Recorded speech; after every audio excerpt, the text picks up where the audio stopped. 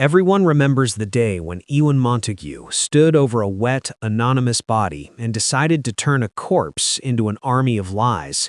This is the true-life story of Operation Mincemeat, a British deception so audacious it reads like a spy novel, and yet it was cold, bureaucratic, and painfully human. Spring 1943. The Allies were planning Operation Husky, the invasion of Sicily.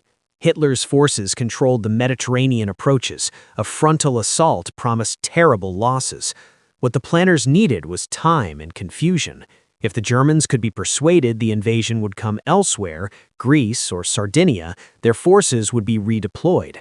Into that strategic gap stepped a small team of intelligence officers, lawyer and sailor Ewen Montagu among them, and an idea born of grim practicality. The conspiracy was not a single forged telegram, but a layered theatrical ruse. Charles Cholmondeley, an RAF intelligence officer, sketched the framework.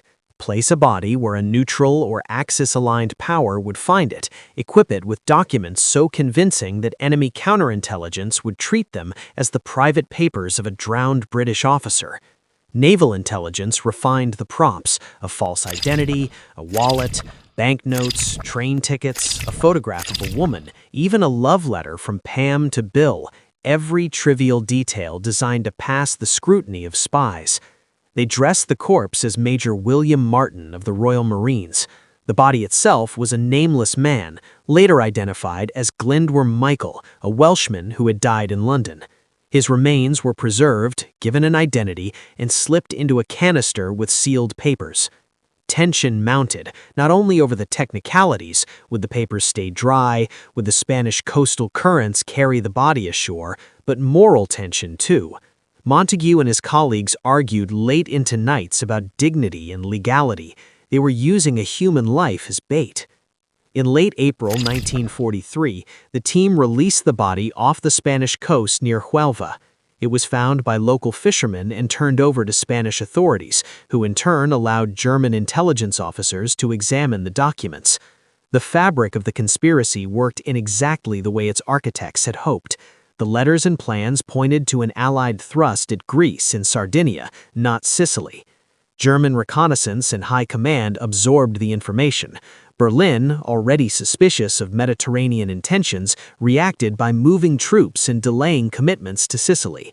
The outcome was not instant or absolute.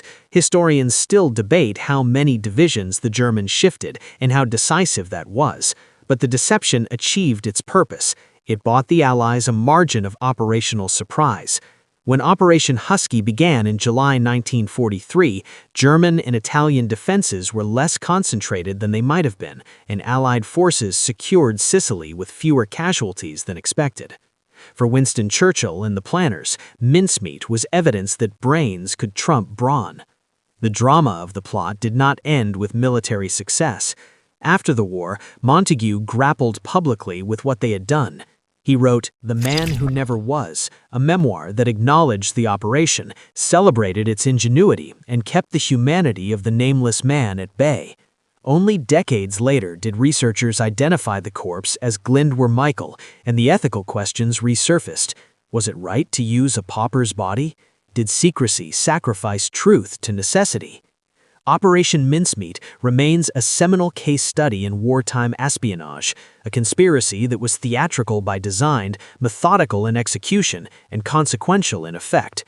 It shows how intelligence is not just intercepted messages and code breakers in a machine, but theater, psychology, and the deliberate manipulation of trust. Above all, it reminds us that in war, the margins of victory are often won in the small, intimate falsities.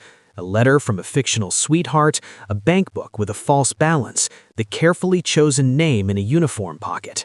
Ewen Montagu and his collaborators manufactured a reality convincing enough to reshape enemy decisions.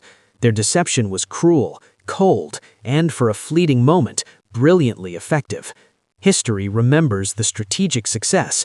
It also asks at what human cost such success was bought.